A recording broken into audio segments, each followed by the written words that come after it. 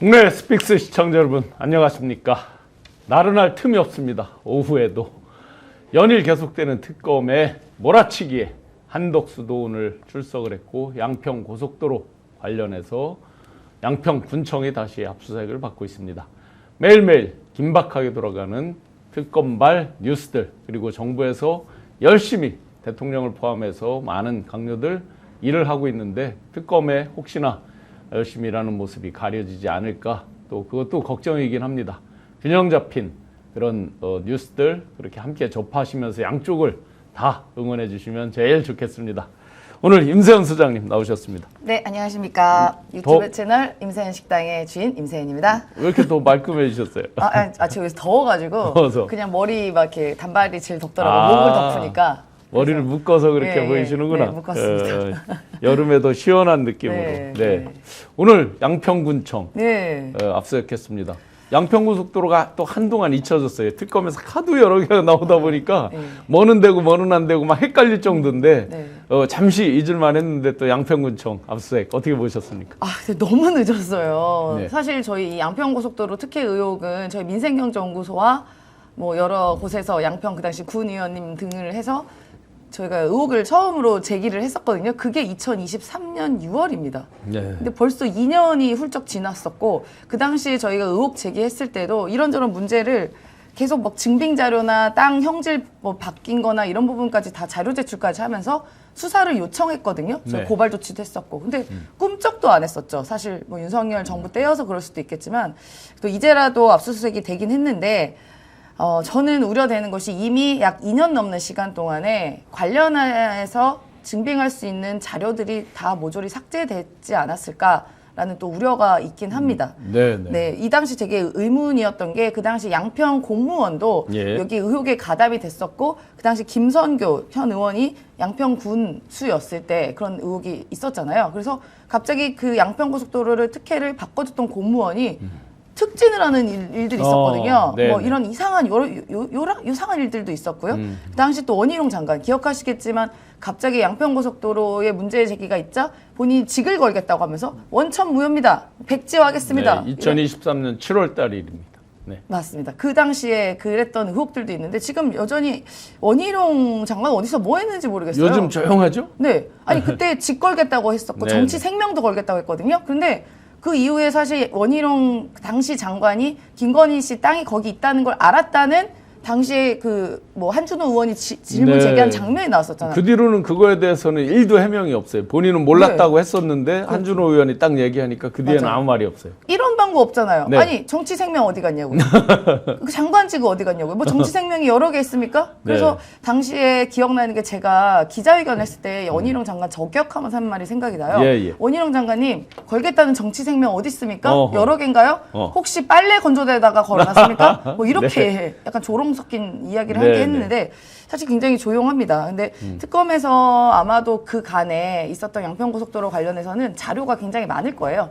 왜냐하면 국토부에서도 그 보고서도 막 갑자기 막 바꿔치기해서 삭제가 되는 등의 여러 가지 정황들도 있었거든요. 뭐 그런 것을 포함해서 아마 확인차 양평군청 등 압수수색은 아마 확인차 아마 가지 않았을까 싶지만 또 저는 여전히 증거인멸의 우려가 있습니다. 빨랫줄을 잘 찾아봐야 되겠네. 빨랫줄을 걸었나 건조대를 잘 찾아봐야 되겠네. 그러면 그분 그럴 때마다 꼭 생각이 나더라고요. 손가락. 손가락 안철수 씨요? 손가락 다 무사하신지 모르겠네요. 네. 임세현 식당 미스터 유님, 남창권님, 임세현 소장님 이쁘네요. 아유 감사합니다. 배현정님께서 제 의상이 시원함을 느끼게 해주네요. 대한민국 현안 오늘도 잘 부탁드립니다. 다 감사드립니다. 의상보다 우리 임세현 소장님은 외모보다 마음을 봐주시고 우리 김종욱 박사님은 실력도 같이 봐주시고 미스터 윤님께서 원희룡도 구속될 듯. 요즘 원희룡 한동안 하여튼 잠잠하긴 했어요. 왜 이렇게 조용하지? 이천수 씨랑 축구하나? 너무 조용한 거 아니에요? 원래 운동하는 것도 좋아하는 분인데 양평 오늘 압수수색을 10여 곳을 동시다발로 막 하고 있습니다. 잠깐 잊을만 했는데 잠시 이제 거의 기억 속에서 사라질 뻔했던 원희룡 지금 아마 오늘 이제 같이 관련이 있을 것 같은데요. 김성규 의원은 이미 압수수색을 했고 양평군청 압수수색은 어떻게 보셨습니까? 뭐 제가 볼 때는 적어도 이제 수사 준비는 다 된 것 같다는 느낌이 들고요. 네. 이제 저 양평 마지막으로 하고 난 다음에 이제 말씀하신 것처럼 원희룡을 타고 건너가야 되잖아요. 네. 어떤 형태로든지. 네. 그러니까 모든 지지사항들은 원희룡을 통해서 아, 원희룡이 타는 용이에요? 낯섭니다. 아재. 그래서 이제 거기에 조사를 하기 위해서 사전 작업을 하는 것 같고요. 전 그렇다면 이제 다른 수사가 진척이 많이 됐구나. 양평은 이미 가진 게 많이 있었으니까 이제 뭐 마지막 문턱을 넘어가기 위한 증거 최종 수집 작업이 아닌가 생각이 들어서 이제 원희룡의 정치 인생도 뭐 제가 볼 때는 뭐 얼마 남지 않았겠구나 이런 네. 생각이 들고요. 왜냐하면 그러니까 원희룡이 본인이 죽으려고 마음 먹으면 내가 다시 써 이러면 끝나는 거겠습니다만 네. 아무리 자기가 왜 양평을 그러니까. 꺾이게 만들었을까라고 네. 하는 근본적인 질문에 답을 할 수 없기 때문에 결론적으로 토설할 수밖에 없을 거다. 그러면 그걸 토설하는 순간 어떤 형태로든지 자기가 죄를 더 경감하려면 윤석열의 압력 또는 김건희의 압력 때문에 어쩔 수 없었다라고 얘기할 수밖에 없지 않겠어요? 궁극적으로는. 네. 근데 그 순간 모든 책임은 누구한테 넘어가는 거겠죠? 윤석열과 김건희한테 넘어갈 그렇죠. 건데 네. 문제는 누가 가장 큰 이익을 보죠? 김건희와 김건희 가족들이니까 그렇죠. 결론적으로 김건희로 가기 위한 네. 하나의 중간 과정이 아닐까 생각이 들어서 너 큰일 났다. 네. 이미 큰일 났으니까 뭐. 진짜 큰일 났어야 돼요. 진짜. 네. 원희룡. 그렇죠. 네. 오늘 왜 명찰 안 들으셨어요? 김종욱 탄탄TV. 주머니에 있습니다. 예, 이 나이가 네. 먹으면 깜빡깜빡. 네. 감사합니다. 이거 알려주셔서. 기친하네요.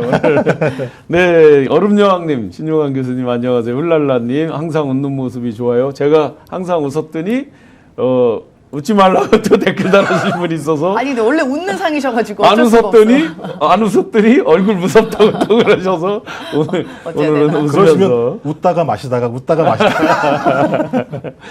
자, 김건희 또 진술 거부했습니다. 네. 세 번째 출석했을 때도 뭐 거부도 사실은 정확한 거부가 아니고 선택적 거부죠. 맞아요. 자기한테 유리한 건 뭐라고 말을 해요. 네. 그런데 자기한테 불리하면 거부하겠습니다. 네. 그러니까 소위 묵비권이라고 표현해도 안 맞아요. 맞아요. 묵비라는 건 그냥 처음부터 안 아예. 한다 하는 거잖아요. 네. 그러니까 선택적 거부라고 하는 게 맞을 것 같아요. 네.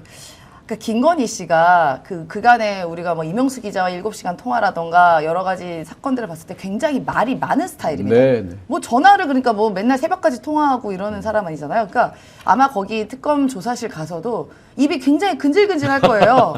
네. 이거 내가 다 말해야 되는데 그 김건희 씨 특징이 그러니까 뭔가 A를 물었으면 A를 답하는 게 아니라 뭐 엉뚱하게 막 주변을 계속 이상한 저에게 이 예. 얘기 저다 손금 봐주고 뭐 이런 사람 아닙니까? 그러니까 아마 특검 조사실 가서도 뭐 그 조사관, 그 검사실 조사관에서 검사들이 질문하는 거에도 뭐 하고 싶은 말 많을 겁니다. 검사 네. 보고도 오빠 인상이 좋네요. 뭐부터 시작해가지고 그런데 그렇게 얘기하면 또 바로 보도가 나오니까. 네, 네. 그러니까 간지러도 꾹 참고 그리고 김건희 씨의 특징은 뭐냐? 본인이 거짓말을 하고 있는데 거짓말인지 모르는데 거짓말을 하거든요. 네. 그럼 거짓말이 결국 다 들통나서 그게 사실은 구속의 이유가 또 되기도 했지 않았겠습니까? 그러니까 옆에 조력하는 변호인들이 여사님 제발 가서 말씀하시면 안 돼요라고 아마 특별히 신신당부해서 그나마 묵비권이라는 뭐 약간 반쪽 묵비권을 행사하고 있긴 하지만요.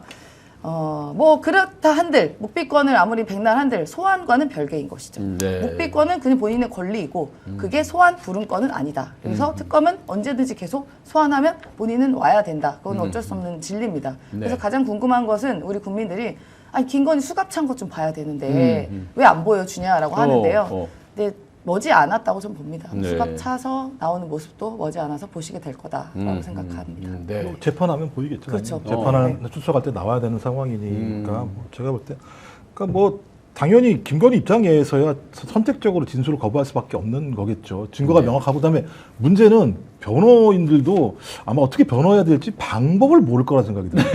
아니 온갖 거짓말을 했잖아요. 네. 뭐 예를 들면 하도 이제 거짓말을 난사를 해놔서 목걸이 하나만 가지고도 9번의 거짓말을 한 사실이 계속 했었기 때문에 뭐 그리고 또 그런 것 때문에 본인의 구속영장이 발부가 된 측면들이 분명히 있고 그렇다면 변호인들 같은 경우는 김건희가 무슨 얘기를 하는지 정확히 모르기 때문에 변론을 할 수도 없는 상황이죠. 그러면 네네. 변호인들이 할 수 있는 방법은 뭐냐면 가만히 계세요. 입 다물고. 아. 얘기 안 하는 게 낫습니다. 근데 말할수록 오히려 거짓말만 들통이 나니까 말이 근데 바꿔지고. 입을 다물면 뭐가 문제냐면 네. 입을 다무는 게 좋은 게 아닌 거잖아요. 뭐 나중에 가서 예를 들면 본인이 재판 과정에서야 여러 가지 얘기를 할 수 있을지 모르겠습니다만 본인이 진술을 거부한다라고 얘기하는 건 본인의 죄 문제와 관련해서 뭔가 문제가 있으니까 진술을 거부한다고 이해할 수밖에 없는 측면이 분명히 있기 때문에 네네. 제가 볼 때는 지금 하는 행위는 나중에 본인한테 더 많은 형량으로 돌아올 거다 이렇게 네. 볼 수밖에 없다는 생각이 들어요. 김종국 박사님은 평소에 무슨 상이라고 소리 들으셨습니까? 아, 그 무령론인가 뭔가 말도 안 되는 거 네. 말씀하시는 거죠? 네. 백제권인가요? 수염만 들으시면 또 저 아니요, 저는 옛날부터 말상이라 그랬어요. 말상. 아, 좀 얼굴이 길어요. 예, 저희 고등학교 때 별명이 이문세였습니다. 얼굴이 이문세. 길다고. 얼굴이 길다고. 노래 한 곡 해주세요. 아니, 얼굴이 길다. 얼굴만 길고. 뭐 노래하는 자리는 아니니까요. 내 곁에만. 오, 예. 이문세 모창 왜 무슨 이 얼굴 가리고 하는 거 보면은 아, 복면가왕이요. 네네, 네, 복면가왕 네, 네. 보면 대단하잖아요. 아, 보면 또. 맞습니다. 저는 네. 참고로 별명이 찹쌀떡이었습니다. 어릴 때부터. 그거 동물 아니잖아요. 그래서 동물로 하면은 얼굴 동물은 얘기는 무슨 못 상? 들었던 것 같고 예. 동물은 약간 강아지상이 아닐까 싶은데요. 강아지상. 막 이런다. 아, 그러네. 귀여운 강아지상. 죄송합니다. 사슴상 아니세요? 아, 왜 그러십니까? 사슴. 네, 저는 찹쌀떡. 아. 원래 볼이 약간 통통하고 하얘가지고 아. 별명이 찹쌀떡. 동글동글하다고. 네, 저는 저 이렇게 흑백으로 해서 왜 캐리커처처럼 하면 황소. 아, 맞다. 진짜. 집에서 황소를 아, 어려서부터 네. 항상 기르고 아버지가 전국 예. 챔피언을 하시고 그랬어요. 아, 그거 제가 되게 좋은 상 아닙니까? 좋은 상이죠. 백제권이 보더라도 황소상은 되게 좋은 거 아닙니까? 그 모르죠. 인간에게 이로운 거니까. 백제권이 이제 김건희한테는 무슨 상이라고 그랬대요?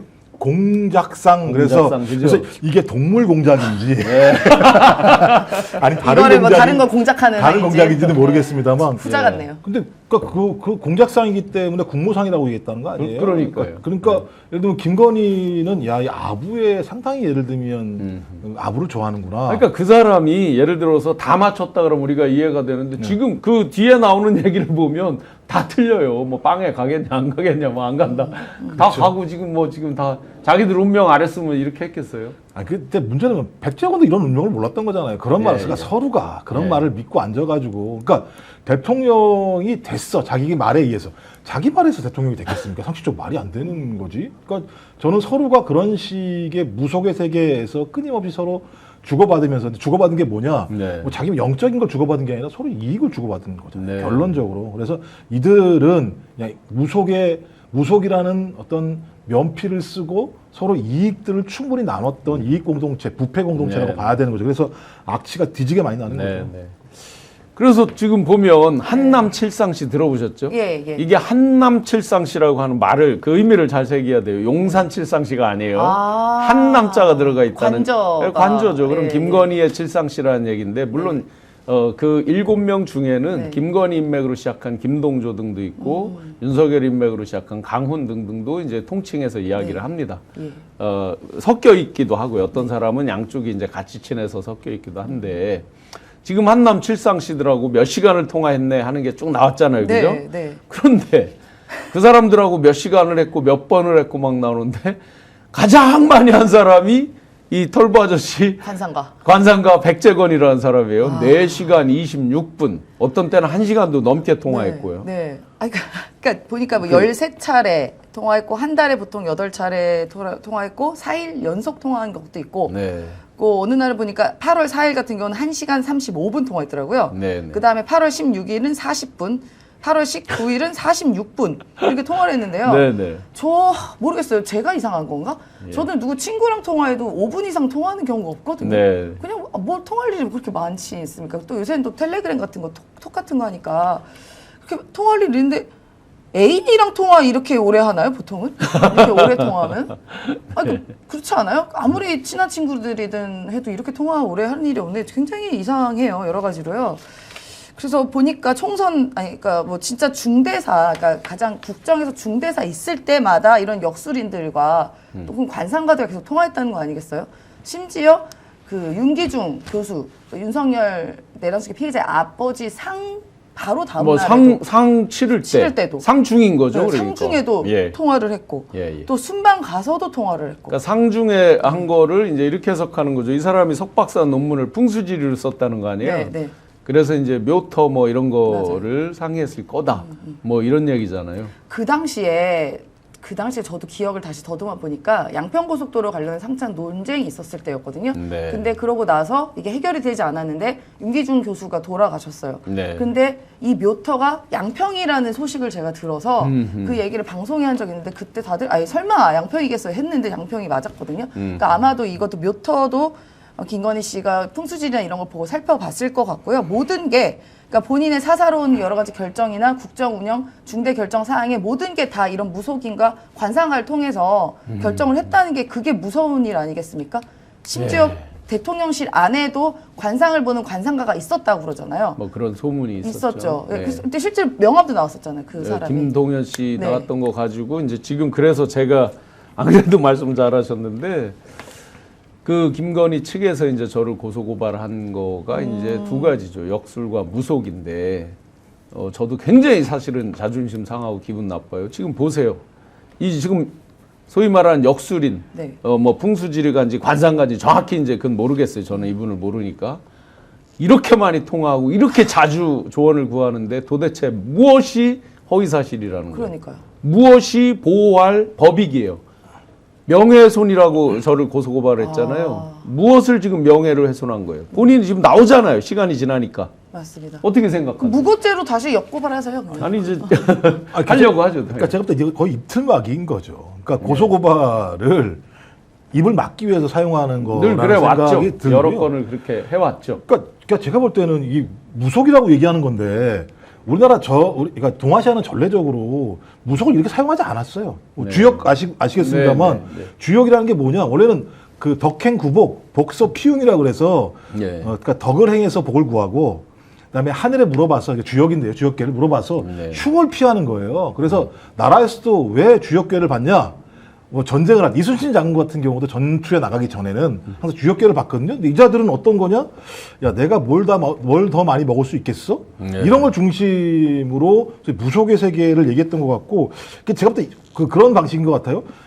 김건희는 내가 어떤 걸 애들이 뭐 이종호 이런 사람들이 물어왔어. 야, 이게 돈이 되나 안 되나? 확인을 해봐야 되는 거 아니겠어요? 네. 좀 그럼 제가 볼 때는 그런 과정에서 물어봤던 것 같아요. 그럼 이제 백재원 이런 사람들한테 물어봤던 것 같고, 네. 예를 들면 그런 거잖아요. 김건희가 전화 통화했을 때 뭐 방송에 나온 건데 뉴스에 김건희 윤용호가 통화를 했다는 거죠. 2022년 3월 30일 날 교회만 아니라 학교, 대한민국 조직, 기업체까지 동원한 건 처음인데 이런 얘기가 나오잖아요. 통일교. 네. 그죠? 이 얘기를 대통령 부인하고 통화하는데 대놓고 얘기를 하는 상황이 벌어지고 있는 거잖아요. 그러니까 야, 내가 당신 선거할 때 모든 거 다 갖다 때려 박았어라고 얘기하는 거라면 김건희가 통치하는 거잖아요. 네. 근데 김건희가 어떻게 통치했느냐? 상식적인 사람과 통치한 게 아니라 백제곤, 천공, 건진 이런 사람들하고 통화하면서 무속의 방식으로 국가를 운영했다라는 것이 등장하기 때문에 이건 제가 볼 때 국정농단을 넘어서 하늘까지 농단한 일이 벌어진 사태이거든요. 좀 그렇다면 이 사실은 명백하게 밝혀서 그러니까 이걸 갖다가 이제 뭐랄까 주술의 세계를 범죄로 엮을 수는 없을 거라는 생각이 들기 때문에 그들이 뭘 얻었을까? 예를 들면 건진의 관봉을 왜 나왔을까? 그다음에 백제고는 이걸 통해서 뭘 얻지 않았을까? 네. 여러 가지가 분명히 있기 때문에 전 그걸 밝혀내서 이런 네. 자들 하늘도 속이고 국민도 속이는 자들에게 엄벌을 좀 해야 된다고 생각해요. 그래서 제가 하여튼 어이없는 게 두 가지 제목으로 이제 저를 피의자로 만든 거죠. 하나가 이제 역술인 채용 뭐 이런 부분에 대해서 이제 허위 사실이라고 하면서 얘기를 했고, 근데 역술인 됐는데. 채용한 거는 팩트로 다 나와 있어요. 그리고 지금 백재건 씨 이렇게 많이 통화하고 이거는 일종의 조언을 구하는 거잖아요. 그래서 대통령실 안에 역술인이 있어요. 그럼 이 사람하고는 뭐를 했을까? 알 수가 없지만 하여튼 뭐 그런 비슷한 뭔가가 있긴 있겠죠. 그다음에 무속에 대한 거 수도 없이 지금 무속에 대한 거 평창동 김윤희 씨 나오고 막 나오잖아요. 네, 네. 자, 시간이 가면서 진실은 이 손바닥으로 덮을 수가 없어요. 다 나옵니다. 그리고 제가 제보자에서 발언한 것들이 대부분 그 사람 주변에서 나온 얘기들이에요.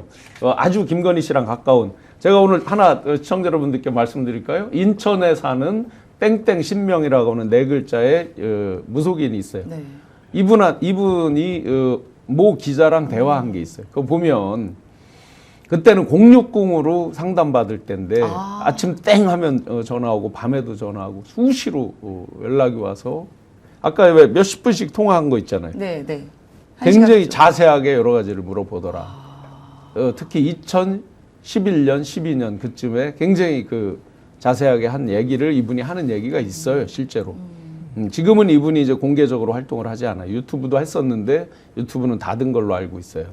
아마 그때는 결혼할 때쯤이겠네요. 그럼 윤석열과 김건희가 2011년 김범수 씨에 대한 대화를 하는 것도 있어요. 11년 12년이면 김범수. 네. 김범수 아나운서. 김건희가 김범수에 대해서 묻는 그런 것들도 있어요, 실제로. 자, 이렇게 많이 이 역술 무속에 대해서 저기를 하고서 지금 4시간 26분씩 나왔어요. 한번 해명해보라 이거예요. 네. 저 더 신기한 게요. 이게 1년 전쯤으로 기억하는데 아마 대략 생각나는 게 그때 스픽스에서 전기한 대표가 아마 최초로 이야기를 하셨던 게 기억이 납니다. 그때 뭐냐면 김건희 씨가 역술인에게 전화를 했대요. 그러고서 물어본 게 뭐냐면 저 혹시 감옥 가나요? 이렇게 물었다는 네, 겁니다. 뭐 그 얘기 있었죠. 예, 예. 네. 그때가지만 스픽스에서 방송했던 게 네. 기억이 나는데요. 저 감옥 가냐라고 물었다고 하고, 근데 저도 어떤 저는 역술인 백땡땡 역술인이에요. 네. 그걸 말한 사람은. 근데 그 사람뿐만 아니라 다른 데서도 물어봤다는 제가 제보를 들었거든요. 네네. 그러면서 들었던 충격적인 게 김건희 씨가 소위 말하면 다른 사람 나쁘게 하는 거 있잖아요. 네. 옛날에 보면 뭐 장희빈이 이렇게 인형 갖고 막 찌르는 거. 주술이죠. 그야말로 네, 그게 주술이죠, 진짜. 흑마술 같은 예, 거. 예. 그러니까 그런 것을 이재명 대표한테 하고 있다는 얘기를 들었었어요. 그래서 네, 네. 당시에 전기현 대표가 저 감옥 가나 얘기 있을 때 제가 그 얘기를 했거든요. 네. 흑마술 같은 걸 이재명 대표에게 하고 있다고 제가 들었다라는 얘기를 들었는데요. 살을 날리는 거. 살 날리는 걸 들었는데 근데 또 덧붙여서 무슨 얘기를 들었냐면 그 남을 함부로 살을 날리게 되면 그 역마살이 본인한테 잘못됐을 온다. 때는 이제 역으로 역살이 오는 거죠. 본인한테 온다라고 해서 제가 그때 그 방송에서 흑마술 같은 거 잘못 날리면 본인한테 가는데 그걸 모른다라고 얘기를 드린 게 있는데 그래서 집단적으로 그걸 풀기 위해서 김건희와 네. 저기를 했던 사람들이 굉장히 그걸로 고생을 했다라는 설도 있습니다, 실제. 그 결국 보십시오. 지금 살 그렇게 백만 날리면 뭐합니까? 다 본인한테 갔잖아요. 그러니까 제가 볼 때는 주변에 김건희 씨가 조언 받았던 그 뭐 무속인 혹은 뭐 관상가들이 제가 보니까 실력이 별로 없어요. 예. 정작 중요한 건 김건희 씨와 윤석열 내란숙의 피의자에 대한 운명을 전혀 맞추고 있지 못하는 거 아닙니까? 네네. 관상도 보세요. 이제 보니까 완전 감옥에서 평생 썩을 관상 아니겠어요? 공작상이 이제 뭐가 된 거예요? 그러니까요. 거기서 네. 이제 평생 썩을 관상인데 그런 거 하나 못 맞췄고 내란숙의 피의자도 평생 감옥에 썩을 것. 예. 그 가장 불행한 말로를 가질 대통령 부부가 됐다는 것을 전혀 알려주지 않았던 것. 그건 실력이 없거나 알아서도 얘기 안 했거나 둘 중에 예. 하나 아니겠습니까? 예, 공작상이 아니라 여기 나오네요. 저 김건희는 여왕벌상 미스터 신인 써놓고 윤석열은 나무늘보상. 이게 딱인데요. 나무늘보상. 어울린다. 탄탄님이 김건희는 무당상이죠. 탄탄님 여기 계신데. 제가 탄탄 고생을 아이디가 탄탄님인데. 네. 아니 근데 이게 참 저희가 이제 이런 얘기 하고 싶진 않습니다만 아까 말씀하신 그 이재명 그 당시 이제 당 대표였잖아요. 네. 거기다 이제 여러 가지 뭐 행위를 했다, 주술적 행위를 했다라고 얘기하는데 이제 이것도 연결해 보면 저희가 추정입니다만 김충식 네. 예를 들면 이재명 그 당시 당 대표에 대한 뭐 사주론 같은 얘기가 나오잖아요. 네, 또 같이 죽이려고 사는 했다 분이 하잖아요, 이런 게 있지 얘기를. 않습니까? 네. 그러면 그런 게 사실이라면 그게 안 되니까 또 이렇게까지 주술적으로 했겠구나라고 하는 생각이 들기도 하는 거고 그 당시 또 무슨 2024년도였을 것 같은데 작년 한 10월 11월 달에는 또 급살론까지 나왔어요. 네. 김건희 급살한다. 그러니까 여러 가지에 정황이 도니까 우리가 사회 현상이라고 하는 걸 좀 더 과학적으로 통찰하고 객관화시켜야 되는데 이 윤석열 김건희만 나오게 되면 주술의 영역으로 막 엮어가게 되는 상황이 벌어지게 되니까 막 좀 너무 화가 나고 그리고 저렇게 진짜 통치를 했는데 그 아래에 있는 참모들은 뭐 한 거지? 네. 저걸 다 알았을 거 아닙니까? 말씀하신 것처럼 그 대통령실에 그런 사람이 들어가 있다고 한다면 소문이 다 났을 거고 대통령실이라는 게 뭐 넓지 않은 거니까 서로 살다 보면 저런 애가 왜 들어와 있지? 저 사람은 뭐 하는 거지? 저 사람이 계속 김건희랑 만나고 있다면 어떤 일이 벌어지고 있는 거지? 그럼 그런 부분에 대해서 문제 제기를 하고 교정해야 되는데 교정력도 아예 없었던 거죠. 오히려 김건희 사람들이 완전히 국정을 장악하면서 농단을 했다라는 측면에서는 저는 이런 흐름 자체가 예를 들면 내란으로 인도하게 된 길을 깔아준 거죠. 길 깔아준 거죠. 미실, 신돈, 러시아의 라스푸틴, 뭐 근대사, 고대사를 아울러서 항상 정교 분리인데 정교가 엉뚱하게 매칭이 돼서 지금은 이제 통일교 신천지 수도 없이 이제 정당 정치 심지어 정당 대표 뽑는 선거까지 다 지금 나오고 있잖아요. 대통령 선거뿐만 아니라. 그런데 이 백재건 씨나 이런 분들이 진짜 어떤 행위를 했는지 우리가 아직 진실은 모르지만 아주 핫하게 올라왔던 게 있었잖아요. 대통령실 용산 이전. 맞아요. 2022년 3월 9일 날 대선이 있었고 3월 10날까지 용산 얘기가 단 한 번도 없었어요. 제가 맞습니다. 그 서류와 이런 것들을 다 갖고 공개한 적도 있지만 그때까지만 해도 광화문 정부청사로 간다고 그랬거든요. 그런데 갑자기 3월 14일 날 이 사람들이 용산 국방부 청사를 둘러봅니다. 그러면서 그때 둘러봤던 사람들 중에 6명 정도가 이렇게 보고 체크를 하고 그때 제가 들은 얘기가 있어요, 직접. 6개월 정도 유예 기간이 필요하다. 그런데 난데없이 3월 20날, 그러니까 3월 14일부터 일주일은 3월 20날 윤석열이 가르침대 들고 지도 놓고 용산 지도 놓고 여기로 뭐 지첩시 이전한다라고 하면서 막 하잖아요. 그러면 불과 일주일 만에 어떤 급작스러운 그런 국가적인 어떤 국가의 명운지 대사라고 볼 수 있는 그런 의사결정을 급작스럽게 한다? 그러니까 그때 당시에 무속이냐 뭐냐 외부적인 어떤 그런 압력, 입력에 의해서 바꾼 거 아니냐 수많은 설이 있었잖아요. 근데 뭐 흰 수염을 가진 사람이 거기를 갔다 해서 처음엔 천공이라고 천공, 알려졌다가 네. 나중에 이 사람이라고 알려진 거잖아요. 그렇죠. 그런데 지금 보니까 이 사람이 뭐 풍수지리로 석박사를 했다, 뭐 동물 관상을 어떻게 했다 하고 쭉 나오잖아요. 그러니까 통화 시간과 통화량이 나오는 걸 보면 그렇죠. 한 지금 두세 달간에 그렇게 통화를 했다는 거고 한 번 통화하면 1시간 이상 했다라고 하는 건 적어도 어떤 사안을 가지고 1시간 동안 얘기하는 건 집중적으로 서로 그 부분에 대해서 뭔가 얘기할 게 있었다라는 건데 저는 이 부분과 관련해서 더 중요한 건 아까 말씀하신 그 뭐 시아버지 상 이거 빼고도 해외에 나가서 소위 정상 외교를 할 때 더 네. 많이 자주 통화를 했다라고 하는 거죠. 그래서 엘리자베스 저기 할 때도 예, 그러니까요. 참배도 안 하고 안 갔죠. 그러잖아요. 그러니까 오히려 자기 외교 참모들의 이야기나 그때 뭐 제2부속실이 없었으니까 대통령 참모들의 얘기를 듣는 게 아니라 자기가 가가지고 내가 남쪽으로 가면 돼? 북쪽으로 가면 돼? 이런 거 물어봤을 거잖아요. 네. 내가 이 행사할 때 이쪽 방향인데요. 그러면 백제곤이 거긴 방향이 안 좋으니까 이쪽으로 가세요. 그러면 대한민국의 국정이라고 하는 것이 그 대통령실과 외교부 라인에서 만든 외교적인 프로토콜이나 전략적 방침과 무관하게 막 돌아갔다는 얘기밖에 안 되는 네. 상황이니까 저는 이건 말도 안 되는 짓인데 이런 얘기가 적어도 내부에서 전혀 예를 들면 검토, 검증, 비판도 안 했다는 거니까 네. 비판할 수도 없었겠죠. 그 얘기하면 저 그 윤석열이 그랬잖아요. 경로했겠죠. 나 안 가. 그랬잖아요. 나 안 가. 네.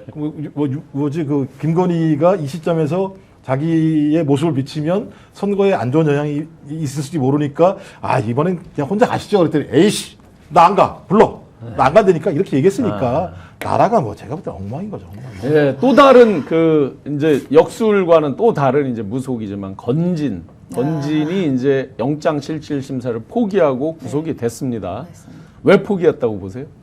아니 뭐 굳이 해봤자라고 생각했겠죠. 이미 이제 검찰 특검 소환돼서 조사 받으러 갔을 때 아마도 소위 말하면 빼박 증거나 빼박 증인 증언 같은 것을 특검 측에서 제시를 했을 것이고 맞냐 아니냐 했을 때 빠져나갈 수 없다는 걸 알았을 겁니다. 네. 그럼 굳이 가가지고 내가 뭐니 거짓말을 한들 소용이 없고 이미 구속은 눈앞에 있으니 굳이 내가 저항하는 모습 말고 특검에 조금이라도 협조를 해야 그래도 형량이라도 조금 단축할 수 있지 않을까 하는 그런 속셈이지 않을까 싶습니다. 네.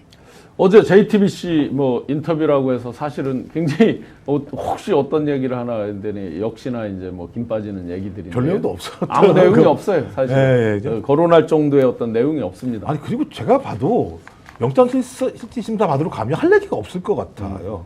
그걸 잊어버려? 예를 들면 그런 거잖아요. 네. 목걸이를 줬어. 근데 김어리가 다시 돌려줬대. 돌려준 다음에 어디서 갔는지 잊어버렸대. 그럼 그 말을 누가 믿겠습니까? 만약에 본인 그 앵커님한테 그게 왔다 그러면 그걸 잊어버렸다고 말씀하실 수 있으실 것 같아요? 저 같으면 얼굴이 빨개져가지고 그 말을 못할 것 같아요. 예. 그리고 영장실질심사했을 때 그 얘기를 똑같이 하면 판사 입장에서 장난치 알아내리고 지금 어떻게 제가 답을 하는 건 둘째 문제고 목걸이 좀 줘봐요. 그러니까요? 왜 제 주변에는 6천만 원짜리 목걸이 주는 사람이 없는지 모르겠습니다. 그 가짜 8만 원이면 산답니다. 그리고 가짜는 가짜, 네. 아니니까 전 그래서 이제 제가 볼 때 백제건 입장에서는 실익이 없는 거죠. 예. 가봤자 어차피 구속될 건진, 거라고. 건진. 건진 입장에서는 네. 뭐 실익이 없을 거라고 생각을 했을 것 같고 실익이 없는데 갈 필요가 뭐가 있겠어요? 윤석열도 네네. 안 가잖아요 부르면. 그러면 건진이 이제 앞으로 어떻게 할 것 같아요? 느낌에? 그러니까 정말 그 죄수의 딜레마라고 하지 않습니까? 그러니까 누가 먼저 진실을 말해서 내가 감형받냐 이게 문제일 것 같아요. 저는 이 마음이 누구한테 덮어씌우지 하는 마음이 건진, 김건희, 윤석열한테까지 다 있을 것 같습니다. 네. 윤석열 같은 경우는 내란에 관련해서 그거 내가 한 거 아니고 김용현이 한 거야. 뭐 이런 식으로 누군가에 덮어씌울 것 같고, 김건희 씨 같은 경우는 본인이 이야기하잖아요. 난 아무것도 아닌 사람이다. 네. 뭐 그러면서 남편이 내가 다시 남편을 만날 수 있을까? 그리고 또 하나 뭐 내가 차라리 죽는 게 남편이 살 길이다 말을 통해서, 그 말은 사실 주어가 바뀌었죠. 내가 살면 남편이 죽어야 된다고 네. 바꾼다고 치면, 그럼 김건희 씨도 정확하게 그 워딩에서 나오잖아요. 남편이 다 한 거다. 난 아무것도 몰랐다. 네. 라고 할 것이고, 그러면 또 이제 건진 차례죠. 건진은 나도 모르고 그냥 윤석열 김건희 시켰다. 네. 내가 무슨 권한 있고 무슨 권력이 있냐. 나 아무것도 모른다. 네. 이런 순서로 아마 다 갈 겁니다. 거의 저도 비슷하게 보는데 이제 제가 강력하게 건진이 입을 안 분다, 입을 막고 지퍼를 닫는다. 지금까지 보시면 윤석열, 김건희 관련해서 3가지 특검이 돌아가잖아요. 그 중에 가장 지퍼를 세게 닫은 게 건진이에요. 건진은 말한 게 없어요, 사실상. 잃어버렸다, 모른다, 이런 거잖아요, 다. 뭐 목걸이도 잃어버렸다, 샤넬백도 잃어버렸다. 왜 그럴까를 심리적으로 제가 생각을 해보면, 김여성 이런 사람 집사라고 부르잖아요. 네. 굳이 집사로 한다면 건진은 큰 집사 내지는 오히려 집사라기보다는 경제 공동체다. 같이 먹었다. 김건희가 절절매고 통화하는 거 나온 거 보셨죠? 네, 통화로. 심지어 일종의 뭐 아저씨 대하듯이 하면서 우린 가족이잖아요. 왜 그러세요? 하는 그런 대화들이 나오죠. 또 반말로 이미 영부인이 된 이후에 반말로 문자 보내잖아요. 보면 마치 딸이나 제자 하듯이. 건진 법당에서 전화기 나왔죠. 2016년 쓰던 전화기 나왔죠. 김건희 거. 그런 걸로 보면 이거 완벽히 경제 공동체, 그게 이제 지금 와서는 범죄 공동체화 되어 있다라고 저는 생각을 해요. 여러 가지 앞뒤로 그래도 남들보다 조금씩 더 이 사람에 대해서 체크해보고 하면서 상당히 깊숙이 관련이 있다. 그러니까 전 제일 놀란 게 뭐냐면 관봉띠 네, 스티커예요. 네. 이게 어디서 나왔습니까? 건진 네. 압수수색 과정에서 나왔지 않습니까? 예. 근데 상식적으로 야 검찰 니네들이 증거를 압수해놓고 그 증거에서 띠지를 잊어버렸다라고 얘기할 정도의 또 다른 범죄, 그러니까 네. 증거 인멸 행위를 할 정도라면 네. 적어도 이 관봉권을 둘러싸고 중대한 무엇인가가 있다라고 저희 추정해 볼 수밖에 없는 거거든요. 네. 그렇다면 건진은 저는 경제 공동체뿐만 아니라 저는 내란 문제도 깊숙이 서로 인지되고 알고 있는 것 아닌가? 네, 네. 그러니까 입을 다무는 이유는 경제 공동체 말씀하셨습니다만 내가 예를 들면 돈을 먹었어요. 돈을 먹은 게 거의 사실로 드러났을 때에는 저쪽에 떠넘기는 게 더 나은 거잖아요. 입을 다물었을 때에는 그것 이상의 무엇이 있지 않고서는 그렇게 해야 될 하등의 이유가 없다는 생각이 들기 네. 때문에 건진의 문제는 경제적인 문제를 떠나서 무엇인가 매우 큰 게 네, 있다. 그리고 검찰 스스로도 증거를 인멸할 만한 무엇인가 사안이 있다는 생각이 들기 때문에 저는 가장 중요한 부분의 수사라는 네. 생각이 생각이 듭니다. 관봉권 띠지 가지고 이제 사용권이라고 찍혀 있잖아요. 겉에 관봉권은 네, 네, 두 종류가 있거든요. 네, 네. 발행권이 있고 사용권이 있어요. 네. 그래서 저 아마 표지에 저 사용권이라고 써져 있잖아요. 네. 발행권은 조폐공사에서 빡 찍어서 한국은행에서 지시해서 갓 배부된 거. 이게 발행권이죠. 그러니까 최초 신권이죠. 사용권 시중은행에 한 바퀴 돌았는데 사실상 신권이에요. 다 신권이에요. 그런데 그 한 바퀴 도는 거 지준율 이런 것 때문에 다시 들어오는 돈을 저 관봉으로 관에서 봉해 놓은 거. 이게 이제 사용권입니다. 마찬가지입니다. 똑같이 관에서 쓰는 돈이에요. 특활비 이런 게 저 발행권으로 나가는 것도 있고 사용권으로 나가 있어요. 사용권이라고 찍힌 거 가지고 말장난하는 사람들이 이 관계를 모르고 하는 네, 얘기예요. 맞습니다. 그거는 똑같아요. 네. 사실상. 네. 그렇기 때문에 뭐 사용권이라서 국권으로 뭐 누가 쓰던 돈 뭐 이렇게 해서 뭐 그거랑 다른 개념이에요. 맞습니다. 그 저걸로 물타기 하는 건 택도 없다. 뭐 물타기 할 게 따로 있지. 이미 관봉이라는 것은 이미 국가에 딱 나와 있잖아, 저거를. 네. 저거를 금융기관이나 한국은행이나 다 얘기하면서 전 개인이 소유할 수 없다라고 이미 명백하게 이야기를 했어요. 그게 네. 사용권이든 신권이든 그건 똑같은 거거든요. 근데 이걸로 어떻게 쉴드가 됩니까? 근데 맨 처음에 이제 저게 관봉권 딱 나오면서 사람하고 일련 번호가 있잖아요. 그런데 추적 못 한다는 거 제가 알아본 걸로는 추적 다 가능하다고 들었거든요. 추적 가능합니다. 네네. 그런데 처음에부터 뭉갠 거죠, 예, 뭉개느라고 그 말에 또 확 그냥 사람들 믿게 만들고. 예. 남부지검이 수사할 때 막 우리 멋모르고 박수 쳤잖아요. 맨 처음에는. 그렇죠. 잘한다. 쟤들이 했는데. 웬일이지 그랬던 예, 거였는데 제가 알고 그러니까 보니까. 쇼만 크게 해놓고 예. 실제적으로는 오히려 그 커다란 어떤 그 밝음 속에서 어둠을 다 숨겨놓은 거라는 생각이 들기 때문에 핵심은 그런 거잖아요. 어디서 왔지죠, 핵심. 네. 그 관본권이 어디로부터 온 그죠. 거지? 잘 말씀하시더니 검찰에서 왔으면 어떻게 돼요? 아니, 그러니까 검찰에서 왔거나 네. 아니면 예를 들면 대통령실에서 왔거나 예, 예. 국정원에서 왔거나 어떤 형태로 왔거나 여기로 올 수 있는 이유가 뭘까? 둘 중에 하나잖아요. 말씀하신 것처럼 김건희가 준 거거나 아니면 검찰의 여러 가지 지금까지 커넥 과정에서 온 거거나 둘 다 까지는 검찰은 안 되는 거잖아요. 네. 그럼 검찰은 어떻게 해야 됩니까? 됐다.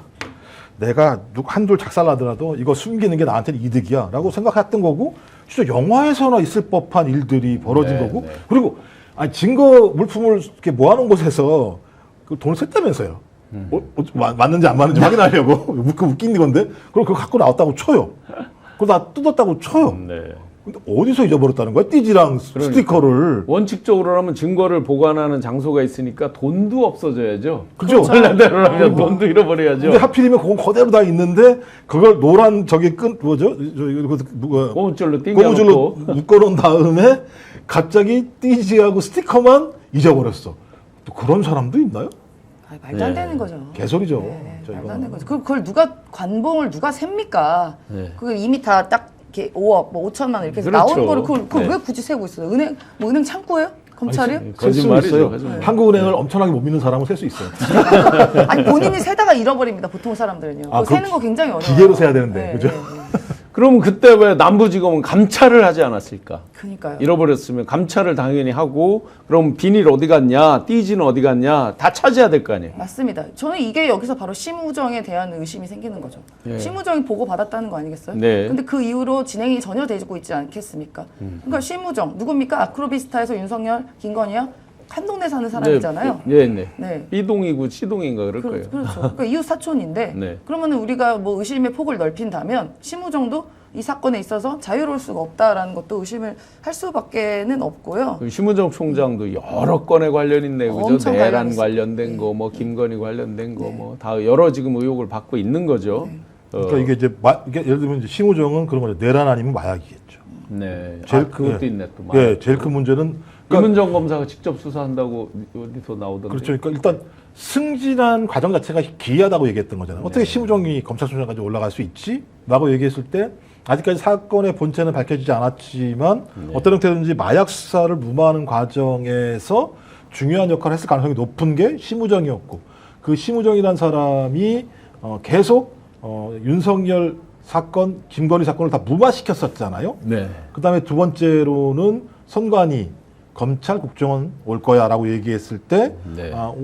오진 않았습니다만 아직 확인이 안 된 상황입니다만 이걸 검찰총장이 모를 리가 없을 거다. 예. 그렇다면 이 두 사건이 사실로 드러난다면 심우정은 내란과 마약 사건과 관련해서 본인의 여러 가지의 증거들을 인멸할 매우 명백한 네. 근거를 갖게 되는 측면들이 분명히 있기 때문에 저는 이 수사는 진짜 어찌 보면 우리가 영화에서나 보는 가장 드라마틱한 과정의 하나의 순간을 저희가 지금 보고 있는 게 아닌가 생각이 들기도 해요. 예. 저는 이거 이번에 이 띠지 사건이 단순히 뭐 이거 띠지를 분실했다 사건이 아니라 정말 엄청난 큰 검은 커넥션이 네. 그 뒤에 존재하고 있을 거라는 불안감이 엄습하고 있는데요. 그 말씀하신 것처럼 일단 특활비 같은 경우는 사용권을 보통 지급이 된다고 하고 이 사용권 지급하는 곳은 보통 대통령실, 국정원, 검찰 이쪽이 가장 의심이 되는 거 아니겠습니까? 그런데 지금 이 띠지가 분실이 돼서 일단 증거 인멸이 된 상황인데 여기서는 중요한 건 막내 수사관이 잃어버렸다라고 했잖아요. 제가 걱정되는 건요. 이 막내 수사관의 꼬리 자르기. 안위가 걱정됩니다. 밑에 사람한테 그냥 다 밀어버리고 위에서 그냥 꼬리 자르기. 그러니까 책임 전가뿐만이 아니라 네. 입을 다물게 하기 위한 어떠한 무서운 조치들이 걱정이 돼요.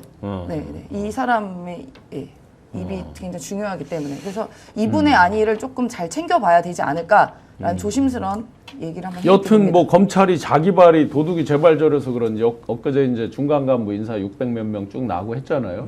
평소 같으면 이제 보통 그 정도 인사 났을 때 이제 와글와글한 경우가 있거든요. 누가 어디로 좌천이 됐니, 뭐 대기 발령이 됐니 하면서. 근데 이제 많은 사람들이 누구누구는 물을 먹어서 어떻게 했다, 어디로 좌천시켰다 말은 하지만 검찰은 조용합니다.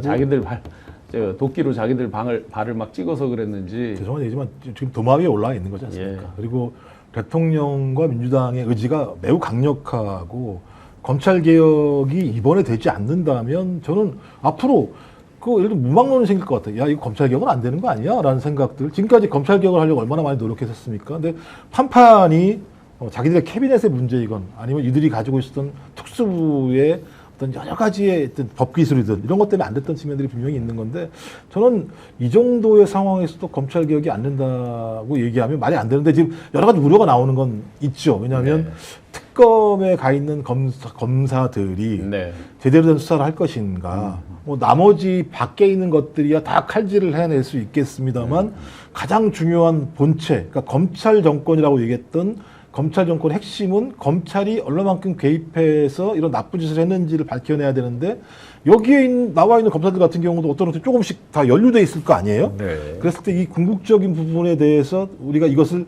밀고 나가서 제대로 된 수사를 하기 위해서라도 저는 검찰 개혁의 속도는 매우 빨리 가야 된다고 생각하는 거예요. 근데 뭐 내부에서 뭐 여러 가지 얘기가 나올지 모르겠습니다만 어떻게 저 검사들을 믿을 수 있겠습니까? 관봉띠를 잃어버렸다고 하는 자들에게 수사권을 주는 순간 네. 권력을 위해서라면 뭔 짓이든지 할 수 있는 인간들이기 때문에 당연히 수사권을 박탈해야 되는 건 상식적인 거지요. 그리고 네. 철저히 감시해야죠. 저희들이 두는 부릅뜨고 감시해서 완벽하게 예를 들면 그런 일이 벌어지지 않도록 만들어야죠. 그건 상식인 네. 거죠. 뭐. 네.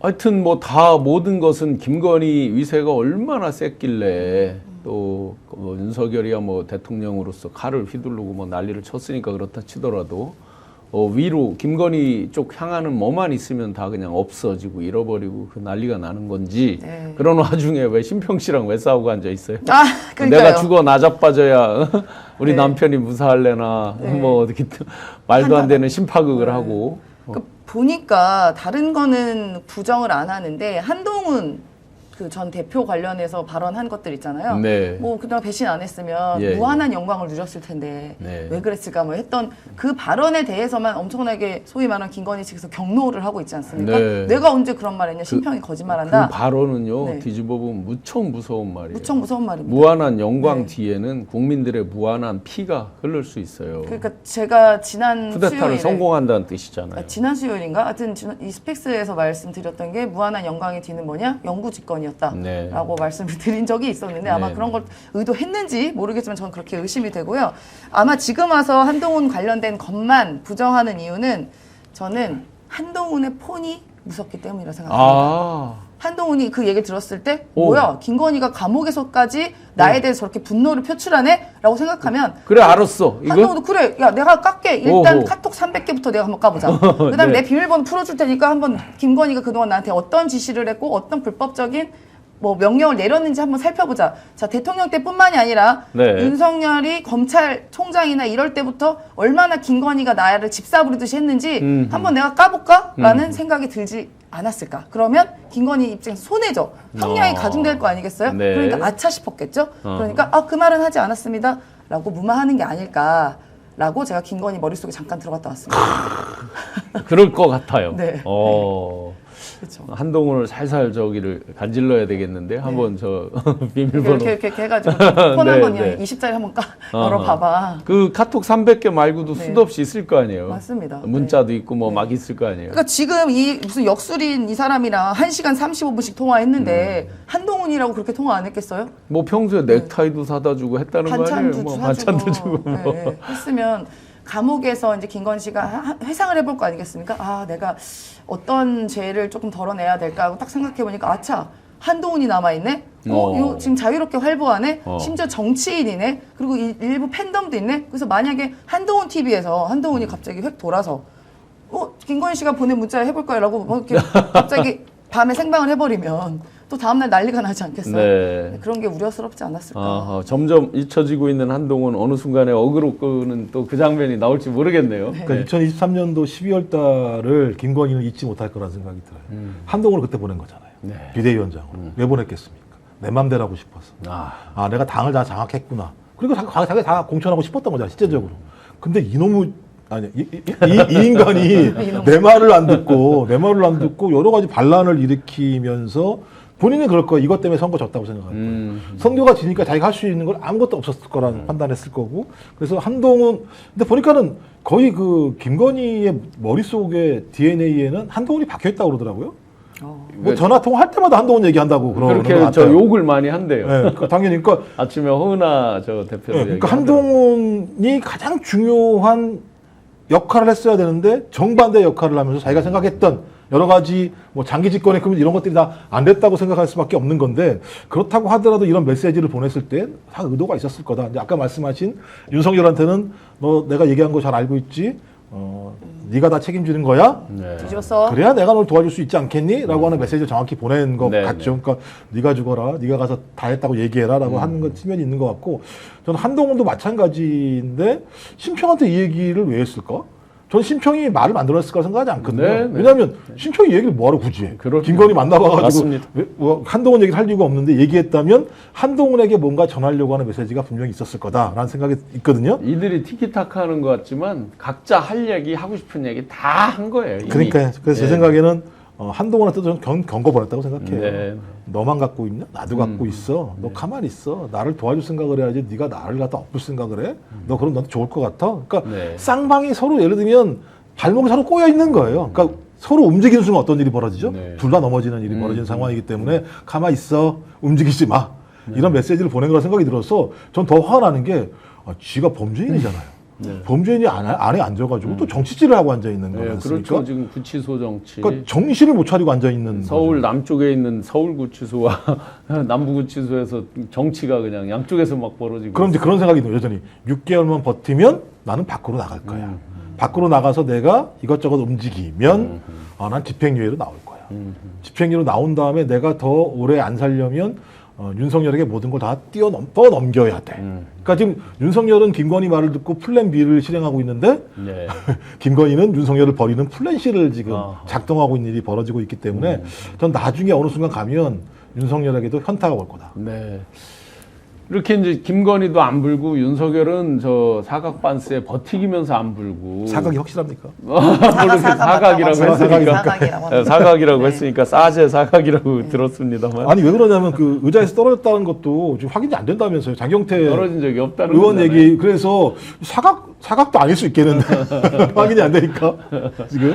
하여튼 뭐 삼각이든 사각이든 그렇게 이제 버티고 안 불고 하는데 건진의 그 집사 언론들이 자꾸 이모 씨라고 하는데 뭐 이미 공개를 했는데 그 이성배라는 집사가 건진도 집사가 있는 거예요. 하도 많은 일을 이제 하다 보니까 찍새 딱새 있잖아요. 네. 찍새 찝어오는 한 20여 년 기업 민원들 이런 거 찝어와서 뭐 해결해 줄게 하면서 이제 확 권력층과 하고 이제 돈 받고 이랬더니 이제 이성배라는 사람이 지금 구속 기소가 돼 있어요. 그게 제 생각에는 건진이 이제 물어온 거, 이권 개입한 거 대통령실에서 경고 날린 적도 있잖아요. 그래서 결국은 이 사람이 구속 기소됐다는 건 물증들이 이제 뭔가가 부른 게 있다는 거죠.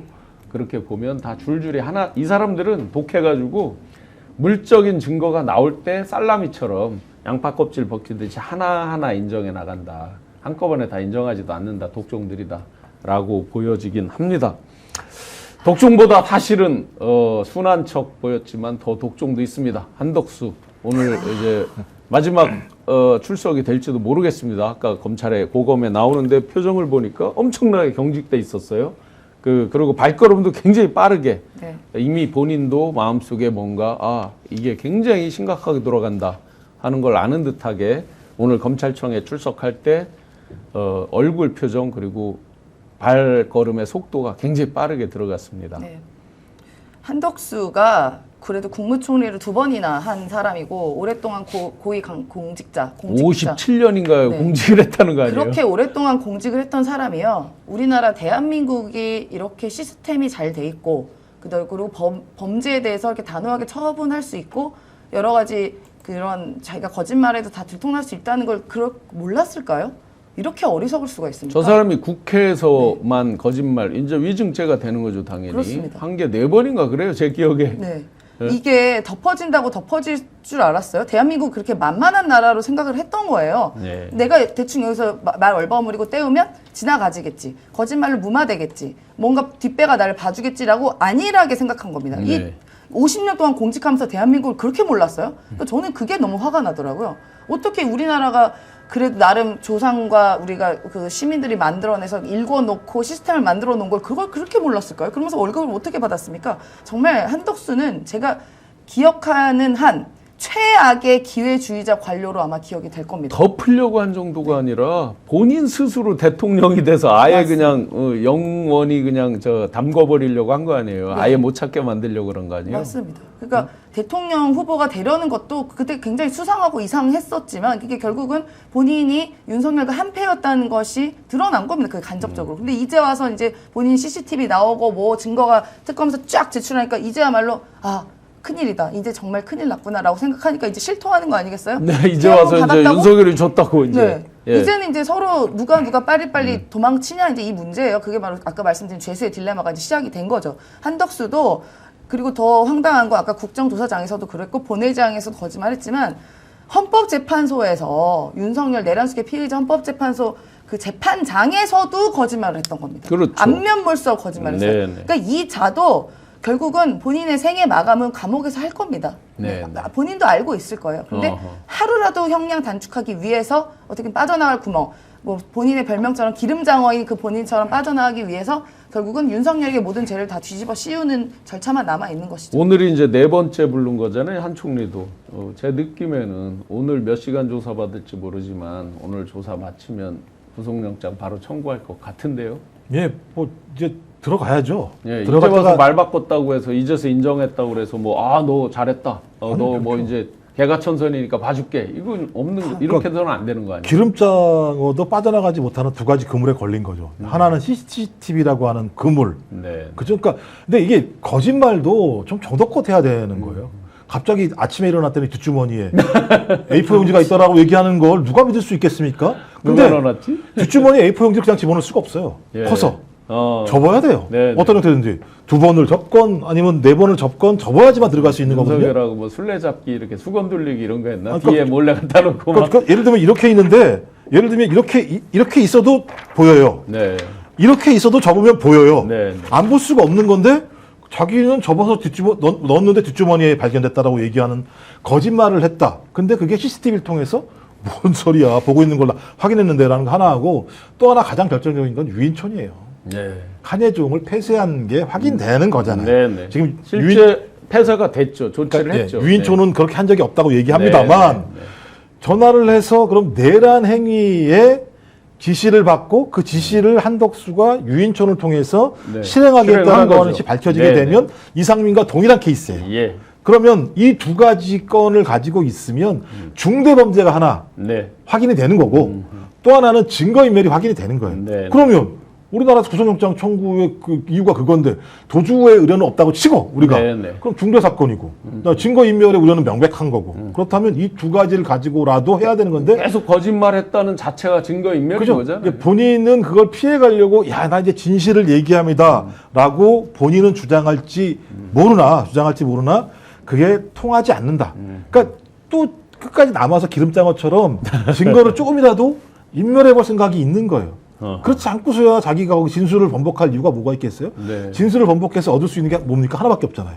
구속을 면하는 것밖에 없는 거잖아요. 네. 그럼 구속을 왜 면하려고 할까요? 죄는 남아있는데 그럼 제가 볼 땐 나와 있는 동안 어떤 형태의 증거를 더 인멸하려고 하는 행위니까 장어 이런 기름장어도 좀 없다는 생각이 드는 거죠. 그리고 그 정도 공직 생활을 하고 그 정도 연배가 되셨으면 공적인 뭔가 아니 도덕적인 뭔가 있어야 되는데 네, 네. 일도 없어요. 일도 없어. 아니 그 정도 길게 공직 생활을 했기 때문에 사실은 요즘 MZ 공무원 포함해서 한 40대 공무원까지 석관동 그 한예종 자리가 안기부 자리라는 네. 걸 잘 모를 텐데 그렇죠. 이 정도로 오래 공직을 했기 때문에 자기 다 옛날에 알- 안기부도 알고 알죠. 중정도 알고 막 아니까 그게 생각이 아니 사실 났겠죠. 생각 없어요. 아니 왜 갑자기 한예종이야? 예, 이상했잖아요. 다 뜨악했죠. 서울 주요 대학교를 막으라고 그러면 이해가 되겠어요. 네. 뭐 예를 들면 자기가 계엄이니까 옛날만 하더라도 대학에 소유가 발생할지 모른다 그래가지고 서울 서울대, 시내 뭐 주요 연대, 대학들을 다 폐쇄하는 건 갑자기 왜 한예종이지? 그럼 본인도 알 거 아니에요. 왜 한예종이야? 근데 한예종이 하필이면 저 문화부 소관에 있으니까 네. 연락을 했을 때에는 서로 유인촌 장관도 나이가 한둘이 아니시잖아요. 그러니까 서로 이심전심 그거 하라는 거구나. 그럼 그 수용 시설을 만드는 거잖아요. 그럼 누가 수용되는 겁니까?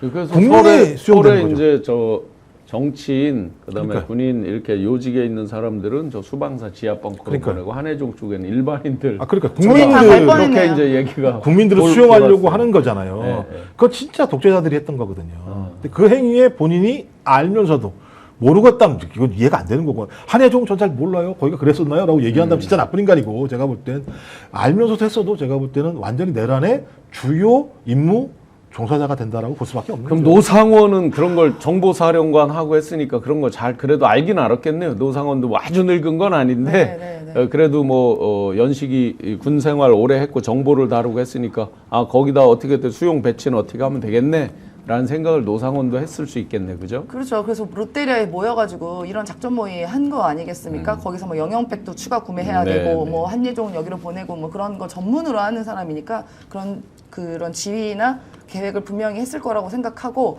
그런 걸 잘하니까 아마도 윤석열이 민간인인 노상원에게 비하폰도 주고 네. 그런 권력과 권한을 내린 거 아니겠어요? 그렇죠. 단순히 네. 김용현만 인정해 주진 않았을 거고 이 김건희가 인정해서 졌을 확률이 높죠. 그렇죠, 그렇죠. 어떻게 민간인이 비하폰을 가질 수 있어요? 저도 청와대 2년인 동안 비하폰 못 받거든요. 근데 어떻게 민간인한테 줄 수 있습니까? 그럼 괴상망측한 일을 어떻게 해요? 제가 특검에 출석해서 대략 보니까 어제 보니까 생각보다 광범위하게 조사를 열심히 많이 해놨다. 수사 결과를 잘했다 못했다는 이제 두고 봐야 될 일이지만 지금 이렇게 저희가 생각하는 뉴스에서 브리핑하고 이렇게 알려주는 것보다는 네. 굉장히 많은 정말 이렇게 짤짤한 것까지를 많이 이렇게 수사를 해서 수집을 하고 있더라 라고 보여집니다. 네, 열심히들 하는 건 맞다. 다행인 게 이제 한덕수는 저희가 왜 한덕수 왜 저렇게 가만 놔두는 했는데 내일 이제 한덕수는 아마도 뭐 본인의 있는 날 호남 사람이다 한 것처럼 저도 빵에 갈 사람입니다가 이제 아마 네. 될 것이고요. 저희가 까먹지 말아야 되는 것은 두 가지 포인트입니다. 국민의힘이에요, 국민의힘. 네. 이랬던 한덕수, 기회주의자, 그리고 음. 내란에 깊숙이 공범으로 의심이 되는 이 한덕수를 그렇게 국힘 대선 후보로 만들려고 네. 새벽에 바꿔치기까지 했던 국민의힘은 관련해서 논평 하나 내야 되는 게 정상 네, 아니겠어요? 네. 그리고 이거 하나 지적하고요. 두 번째는 저희가 잊지 말아야 할 이름 하나 또 있죠. 최상목입니다. 네. 네, 최상목도 기다려야 됩니다. 이제 순서별로 가는 거니까요. 한덕수 거기는 뭐 가는데 뭐 거기는 이미 뭐 다 정리됐다고 얘기하는 것 같아요. 세트, 수상목 쪽은 이미 수사가 다 끝나서 넘어가. 일단 비상 입법 기구라는 게 들어가 있기 때문에 네, 네. 빼박이에요, 빼박. 네, 네. 빼박. 그리고 본인이 못 봤다는 것 자체가 다 뒤에 확인되는 뭐 거기 그거는 때문에 이제 한덕수 케이스랑 다 똑같을 확인되는 거고. 거기 때문에 네, 저는 네. 뭐 이자들의 기름 네.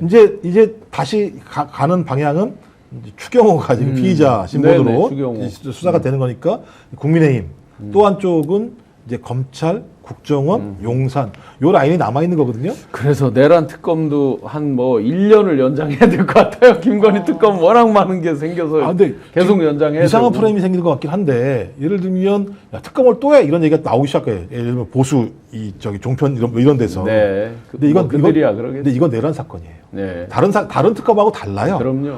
내란이라고 하는 건 대한민국에서 전두환 다음에 예. 30몇 년 만인가? 네. 40몇 년 만에 나온 사건이기 때문에 이 사건 수사와 관련해서는 추후의 빈틈도 저희가 용인해서는 안 돼요. 예. 그러니까 특검이 열심히 하는 건 압니다만 네, 네. 그만큼 사명감을 갖고 내란의 주요 세력들, 주요 종사자들을 끝까지 밝혀내야지만 우리가 친일 세력에 의해서 반민특위 실패 이후에 네. 지금까지 그 고통을 겪는 것과 마찬가지로 내란 세력에 대해서는 엄정한 법의 잣대를 가지고 그러니까 여기에 나름대로 정한 분들은 우리가 공을 줘야 되겠습니다. 그렇지 네. 않은 사람들 밝혀내서 역사의 심판이잖아요. 그렇죠. 역사의 그래서 심판. 다시는 이런 세력들이 암약해서 나중에 이런 일을 다시 도모할 수 없도록 하는 게 이 건방진자들이 바로 질체적 진실이 드러나지 않고 묻다 보니까 2차 그 내란 2차 계엄도 모의했다는 거 아니에요. 그건 뭐 거의 이제 실제로. 사실로 확인되는 예, 거니까요, 예. 보니까요. 지금 뭐 여러 증빙들이 나오고 있고 예. 매블쇼에서 엊그제도 어떤 기자분 나오셔서 여러 얘기를 해주시더라고요. 또 이제 노상원도 그렇잖아요. 예, 노상원 노상원도 마찬가지고. 김영현이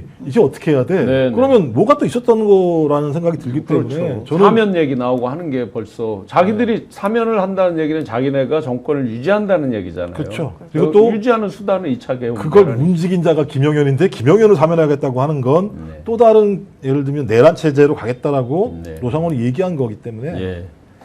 무속인 또 나오네요. 그 노상원을 면회하겠다. 단골 무속인이 도성을 면회하겠다. 아니 좀 전 면회하는 거는 좋아요. 뭐 답답하면 감옥에서 이런저런 생각도 많이 들 것이고 뭐 무슨 내 앞길은 무엇인가 걱정도 될 건데요. 예. 좀 실력 있는 분이랑 좀 얘기를 해봤으면 좋겠습니다. 아, 실력 있는 무속인으로?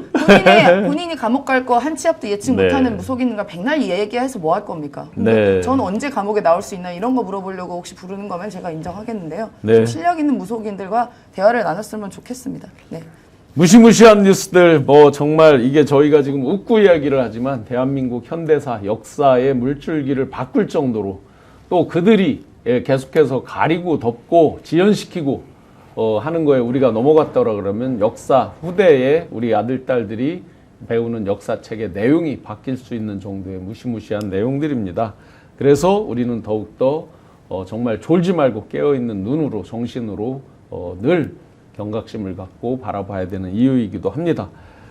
김조국 박사님 비례로 꼭 받아야 활약이 더 켜질 것 같고 임세훈 소장님은 지역구에서 끝장 봐야 함. 자니 타자님.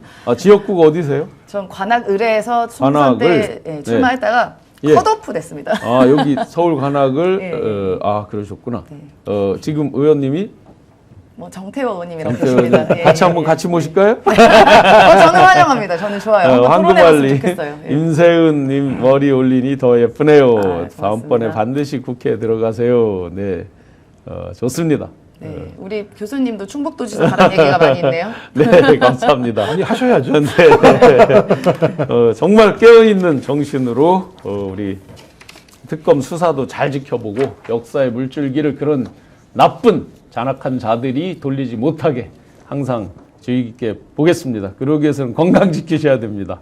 모두가 3,900원으로 따뜻하고 간편한 한 끼를 드실 수 있게 삼구갈비에서 주점 프랜차이즈 등에 납품하는 B2B 전문 제조업체 삼구갈비에서 유통 거품을 쫙 빼고 준비한 갈비 3,900원에 한번 맛보시면 좋겠습니다. 고물가 시대 바쁘고 제대로 된 집밥도 먹기 힘든 1인 세대 매일마다 가족 식사 메뉴 고민인 주부님들도 역시 간편한 메뉴로 드실 수 있고 집에서 또 혼술하시는 분들도 간편하게 안주로 드실 수 있는 3,900원에 양념 돼지구이 기사식당 제육볶음, 돼지 불박, 돼지 불백, 순댓국, 제주 돼지국밥 등 볶음, 국밥류, 고급 요리집에서 드실 수 있는 삼겹살 수육, 소고기 수육 이런 각종 요리도 합리적인 가격 3,900원에 만나실 수 있습니다. 든든하면서 간편한 메인 요리를 3,900원에 삼구갈비에서 믿고 만나보세요. 스픽스가 준비한 공동구매 보니까 전기환 대표님이 진짜 그 어떤 쇼호스트보다 잘 팔고 계시더라고요. 매년 완판된 민어회가 들어왔습니다. 민어회는 진짜 먹고 싶네요. 여름철 보양 생선 민어로 집에서 간편하게 몸보신 해보세요. 민어 중에서도 단연 최고로 치는 목포민어, 목포 민어만 취급한다고 합니다. 민어회 400g에 24,000원, 선착순 공동구매 특가 24,000원, 등살, 뱃살, 껍질, 불에, 초장, 와사비, 간장 소스까지 같이 민어회랑 배송된다고 합니다. 민어회 400g 24,000원 공동구매 선착순이라고 합니다. 건강 잘 지키시면서 절대로 이 자들이 우리 눈 뜨고 코를 베가지 않도록 깨어있는 정신으로 함께 하겠습니다. 오늘 한덕수 아마 조사 마치고 나면 저는 구속될 거라고 확신합니다. 그래서 제가 한덕수 하면 구속으로 마무리하겠습니다. 한덕수 구속! 고맙습니다.